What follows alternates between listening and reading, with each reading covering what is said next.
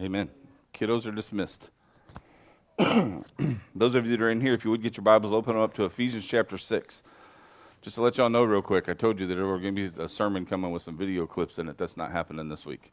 This was a sermon that was supposed to happen next week, and that sermon's going to happen next week now because last week's is going to do this week. So I actually asked his permission, and he said yes. This was me asking permission, though, because we have people that aren't here today and can't be because they're actually prepping stuff for down there. But Ephesians chapter 6, and I've preached through this, and we actually preached on the armor of God, okay? And I don't want to focus so much on each one of the pieces of armor as much as we're going to take a look at some of the principles surrounding that armor and what the armor was actually intended for. Now, he uses armor because it's something easy for us to be able to process because we can get the concept of armor. When we get to that part, we'll dig a little bit into kind of why he says full. I mean, why would you not wear a full set of armor? Well, I'm glad you asked that question. I'm going to answer it for you after a while. He starts off with relationships. And I want you to understand when we go through this and he talks about these relationships, I want you to see how he is repeating the same type of a mentality over and over and over again. And it kind of flies in the face of some, I should say, of the way that we look at things in this particular world. So read along with me, Ephesians chapter 6, starting with verse 1. Children, obey your parents in the Lord, for this is right. Honor your father and mother, which is the first commandment with a promise, so that it may be well with you and that you may live long on the earth. First commandment with a promise. Seems like a pretty big deal, right? All you have to do is honor your mom and dad, and if you do that, you will live a long life and you will live a prosperous life. That's the promise. Seems simple enough, right? It does. How many of you guys are very good at honoring mom and dad? Raise your hands and show me if you're very good at honoring mom and dad. We don't experience this. And the principle you want to bring out in this is this. We think, as kids, manipulating the system is the best way to live with it. Right? I'm dead in serious conversations. You know what I am when the kids wanted something? Daddy. Every time they wanted something, it changed from dad to daddy. If you told them no, and they thought there was any chance that they could work their way to a yes, man, they would work their tail off in the house. But if they were convinced there was never going to be a yes and it was always a no, it was all just pouting. Seriously, I'm going to tell you, parents are not perfect. And some parents would have been very difficult to honor. For most of us, though, I have to believe that our parents had the best of intentions towards us. May not have always played out that way, but they had the best of intentions towards us. For instance, do you think, seriously, your mom and dad, did they want you to succeed in life or fail? Did they want you to be an emotional mess, or did they want you to be foundationally strong? Did they want you to be prosperous, or did they want you to be poor? What bad advice have your parents given you? Only seemed bad at the time because it got in the way of the philosophy of life that we wanted to live. But it was not bad. I hear kids say this all the time. So-and-so hates me. No, they don't. I'm telling you, they have the best of intentions towards you. Well, then why do they do what they do to me? Just because you don't like it doesn't mean that it's not being done with the best of intentions. There were a lot of things that my parents told me no about. And on every one of them that they told me no about, and I decided to sneak off and do anyway, guess what happened? I got hurt. And to be honest with you, I'm lucky I lived through my teenage and early 20s years. Anybody else in that boat? And every time my life was in danger, I went against what my parents told me to do. Every time. Every time. honor your father and mother. The first command with the promise that you may live a long life. My daddy told me not to sneak out of the house in the middle of the night and ride four-wheelers down the highway. You know why? You know what could possibly happen when you sneak out in the middle of the night riding four-wheelers down the highway? Turns out when I grew up, that was pretty good advice. Never look down the barrel of a rifle to check if it's loaded. Some people can't be helped. Honor your father and mother. This is how simple this is, folks. Who's your father? If you honor him in your life, is there anything that he would ask you to do that's a negative? Are we always going to like what he asks us to do? But if you want to live long and you want to be prosperous, you will be happier the more you listen, even if you don't know that you want to.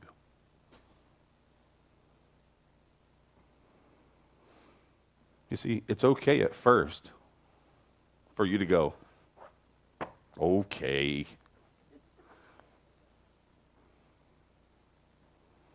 But he's trying to get you to the point where you don't have to do that. Because if he says, hey, I'm going to give you some advice and it's going to help you live longer, how should I respond to that?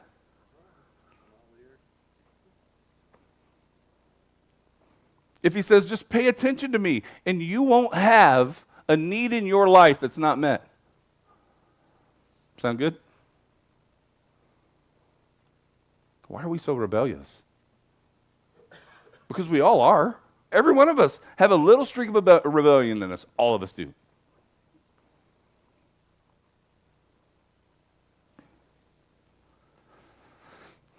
He starts getting personal here. Verse 4, he says, fathers, do not provoke your children to anger, but bring them up in the discipline and instruction of the Lord. Did you guys ever meet a parent that liked to aggravate their kid? And I'm not talking about agitate fun. I'm talking about agitate. When a kid gets angry, you just stick your finger in the wound and twist it.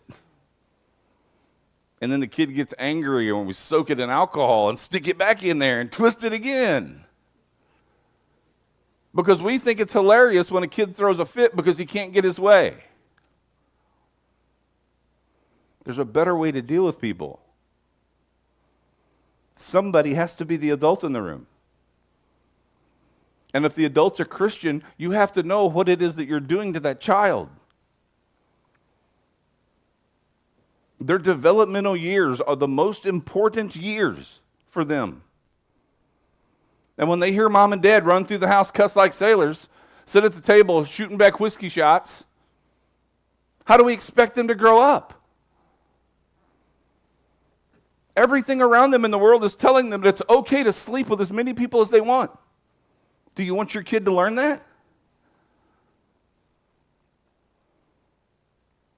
Even in my day, I knew parents who kept condoms on the table at the bottom of the stairs when you walked in the front door because their philosophy was, if they're going to do it, I would rather know it and I would rather them do it here. Yes.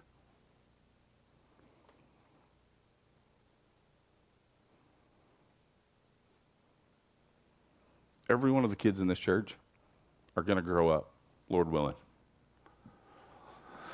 The things we do to them as they develop is going to have everything in the world to do with the way they develop.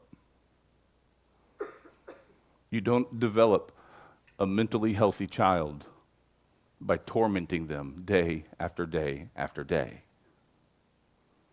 They are children. And you want to know where Jesus puts them on the spectrum? They're at the top.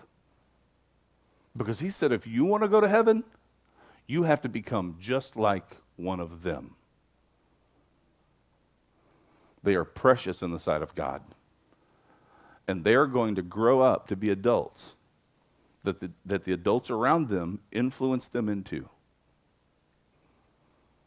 Now, in my experience, people typically walk around the world and just don't pay attention. It's like flipping a coin. Let's see how this turns out. But here, the authority in the relationship has an opportunity to teach discipline, purpose. It's more than just an authoritarian axe that whacks somebody every time they break a rule.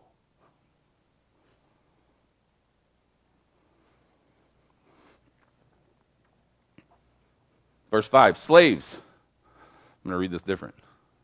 Employees, be obedient to those who are your masters according to the flesh, with fear and trembling and sincerity of your heart, as to Christ, not by way of eye service as men pleasers, but as slaves of Christ, doing the will of God from the heart, with goodwill render service as to the Lord, not to men, knowing that whatever good thing each one does, this he will receive back from the Lord, whether slave or free.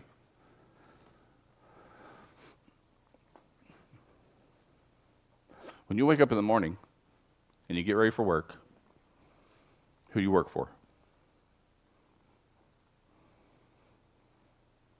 Because if you think you're going to work and clocking in, when you start work, you're not grasping this Christian concept very well. Because who's supposed to be first?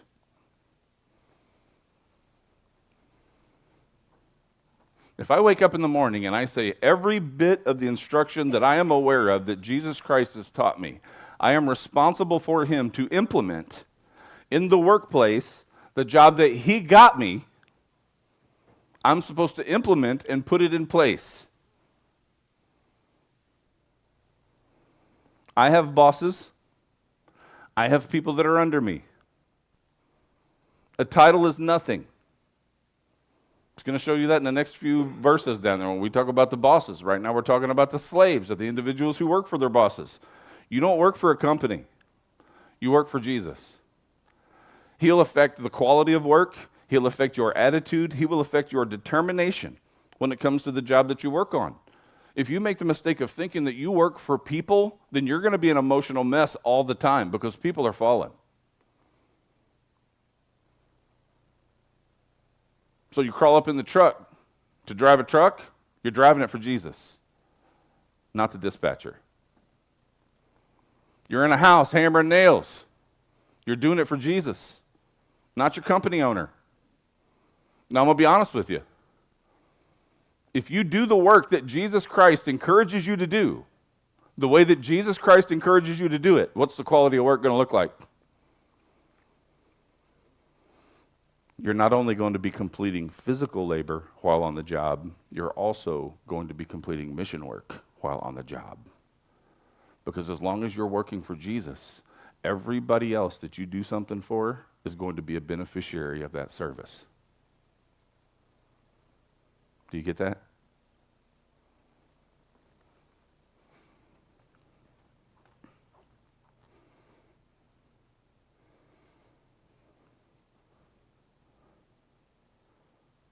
Verse 9, he says, Masters, do the same things to them, and give up threatening, knowing that both their master and yours is in heaven, and there is no partiality with God. You know what he's saying there? He's saying, honestly, in God's eyes, the boss and the employee are exactly the same person. There isn't one that's higher than the other. And this is the same thing I explained to you guys about the pastorate. I may have the title of pastorate. That doesn't mean that I stand any taller underneath Calvary than anybody else does. It just means that as the pastorate goes, I'm responsible to God as the way that I use those gifts. It's the same way for everyone else, regardless of what your title or your gift is.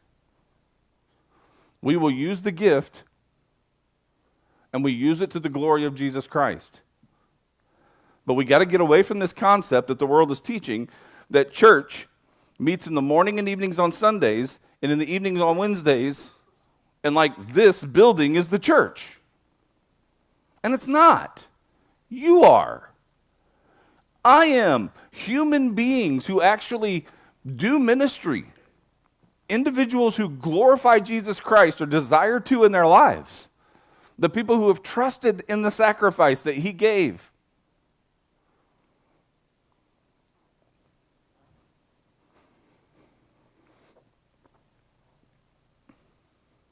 Just because you have a title doesn't make you bigger than everybody else.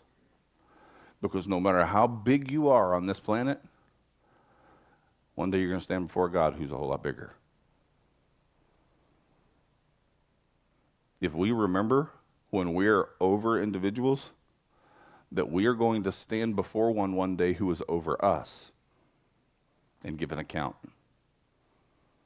Because nobody gets out of that. I don't know about you guys, but I've been the guy who was low man on the totem pole, who was treated like dirt by the boss. I have plenty of experience in that before I was actually a pastor. But we have to remember and realize that everything that we do, again, is defining Jesus to the people who are around us. And if we're going to give an accurate picture of who Jesus is, he's got to show some control in your life. I'm not saying you got to be perfect, and I'm not saying you're never going to make a mistake. You know me better than that. I'm not going to stand up here and do that. But I'll ask this question like I do hundreds of times before. Can we do better than we are right now? Which is why we're always trying to find that encouragement to do better than we are right now. That's all Jesus wants. Every day, a little bit better than we were yesterday. It's a hard thing to do. Armor of God. Verse 10, he says, "Finally, be strong in the Lord and the strength of his might. Put on the full armor of God so that you will be able to stand firm against the schemes of the devil. For our struggle is not against flesh and blood, but against the rulers, against the powers, against the world forces of this darkness, against the spiritual forces of wickedness in the heavenly places." There's a dead giveaway in this, and it's against the spiritual forces of wickedness in the heavenly places. Who is that? Satan and all his demons. It's been a while. Some of you may have heard the sermons when we went through the demon series. I may do that again one day. But every big sin that the world experiences is attached to a specific demon, specific one. Pornography in the United States. You want it so bad? Baal and Ashtaroth. The spirit of Jezebel. Demons. They're real. I've had parents get on to me when I was a youth pastor because I was talking to their kids about demons. My kids don't need to know about demons. Oh, yes, they do. Maybe not when they're 9, but there comes a point when they're teenagers, they need to know that the spiritual realm is a very real thing and that demons are out there and they're doing everything that they can to trip them up. And Lucifer is a genius because when Satan dupes somebody into doing something that they shouldn't be doing, who does the world, even Christians, attack? The demon that caused it? The human being. Are you listening? Who's still alive? Are you listening? Who Jesus wants to reach.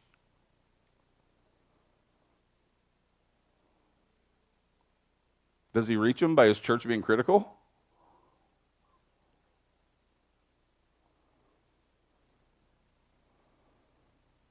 When that person behind the counter at Walmart snorts at you,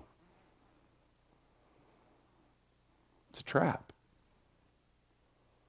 And it was a trap set long before you showed up. Some demon tormented that poor girl to get her to the point that when you got up there, that you could destroy your reputation as a Christian. You have somebody honk at you from behind? You can wave. That's what I do. I have to make sure I put my big face up in the mirror and smile at them when I wave. It's not always right. Why? Because I know why I'm doing it, and it's not to calm it down. Next thing you know, we're going to be doing, both of us are going to be doing 40 and a 60. Am I helping things or hurting them?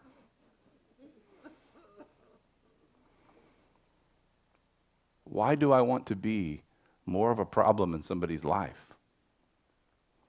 Why do I want to put more on them than I know the fallen world has already put on them?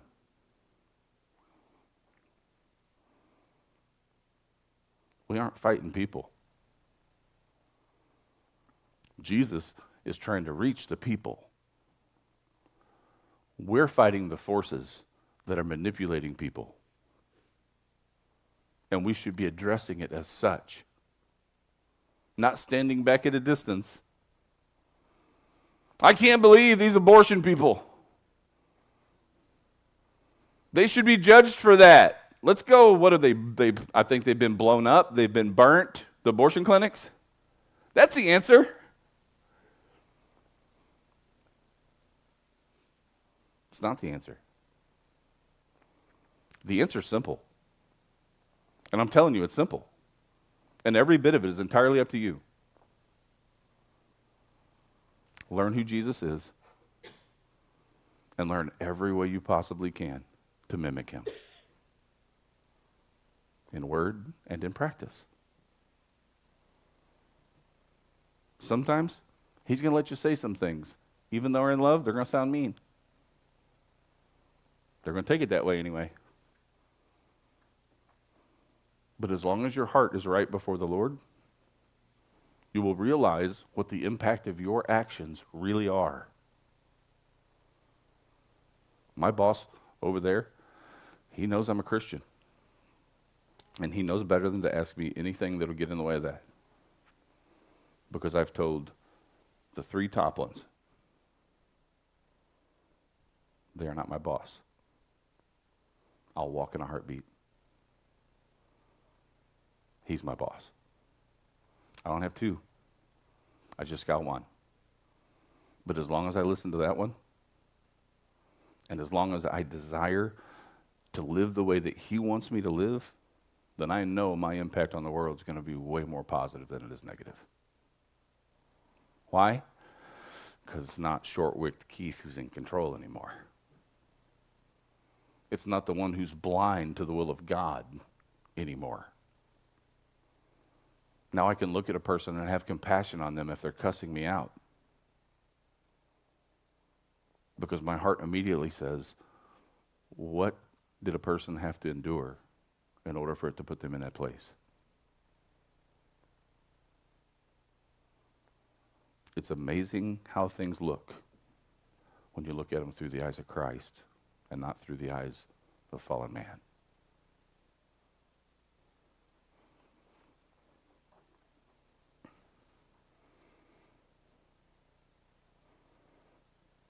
I want you to jump down to 18 because I'm going to try to stop on time today. It says, with our prayer and petition, pray at all times in the Spirit, and with this in view, be on the alert with all perseverance and petition for all the saints, and pray on my behalf, that utterance may be given to me in the opening of my mouth to make known this with boldness the mystery of the gospel, for which I am an ambassador in chains, that in proclaiming it I may speak boldly as I ought to speak.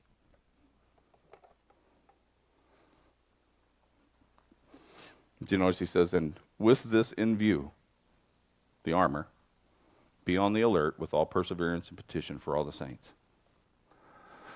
You can go back and read that armor. The full armor. When an army was on a battlefield but was not fighting, they never took off the belt, the breastplate, and the boots. They always stayed on. When there wasn't a physical battle that was going on, they didn't carry their helmet, they didn't carry their shield, and they didn't carry their sword. When you wake up in the morning, you're walking onto a battlefield, and I think that every one of us in here would agree with that, right? You're walking on a battlefield. My question is, like most believers have begun to do you walk on the battlefield with the genuine assumption that there's really not a fight going on? Because most people just leave the house with their boots, their belt, and their breastplate. You can defend yourself a little with those. A little. But there's no offense. And there are 2 layers of defense that have left exposed. Heart might still be covered. Well, it's not. What's in there?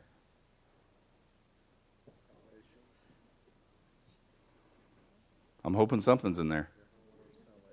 It's called a brain. Did you know that the human brain is one of the most manipulatable things on the human body?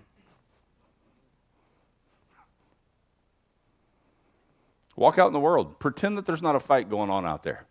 You may be in God's army. My question is not whether you're in God's army. My question is, are you leaving your house every morning knowing that there is a real battle going on out there and that you need to go out there with more than your boots, your belt, and your breastplate? The helmet's important. It protects your head. If nothing else, it reminds you that an attack can come from anywhere. The shield. It's an extra layer of defense. The shield is what in the list? Faith. How do you leave the house without faith? But people do. God's a thought they'll think about 5, 6 times a day. He's not a thought that planted in there and stays in there. That helmet is what reminds us. That shield of faith protects us. It reminds us of why we believe what we believe. It gives us the endurance to make it through the difficult things.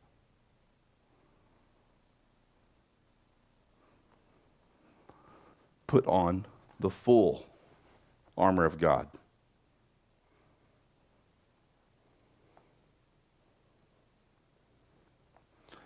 As the song leader comes forward, I want to ask you this question. First of all, have you never placed your trust in Jesus Christ as your personal Lord and Savior? I don't want you to come up here just because I asked you to. But if the Holy Spirit speaks to your heart, come up here today and say, I want to trust in Jesus. Can't save you, but I will take whatever time is necessary to make sure you know the one who can. Believer, it's easy, especially in this world, to look at people and hate. We have such a broad range of beliefs now, and individuals who are facing some psychological difficulties, mental health issues, things that are being created all over the place, and they're doing things that we as Christians don't agree with. And for the most part, the church has reacted badly to it.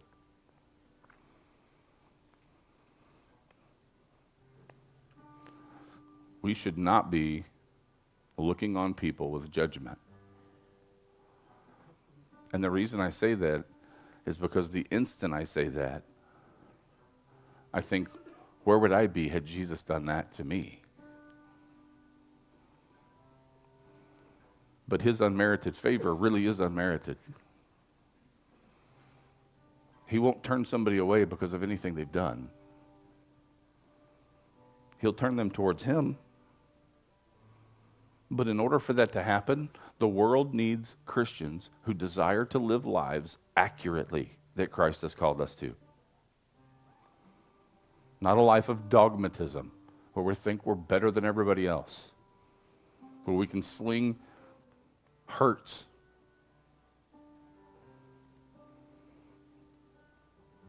We once in a while just need to be reminded that those people that we get angry with and frustrated with, they're not the enemy. Feel compassion for them instead. Because the life you live, they can't. They don't know what the peace that passes all understanding is. They don't know what the strength of God is expressed like. They can't begin to figure out the mysteries unless somebody tells them. And how do we tell them if the Christians in the world are making them run away from us or hate us? Jesus called us into this world to seek and save the lost through his death, burial, and resurrection. And there are actually quite a few very small things in our lives that we can change that can help us with that. And as the Lord moves you, just say, yes, Lord. Whatever he may say to you, may you be obedient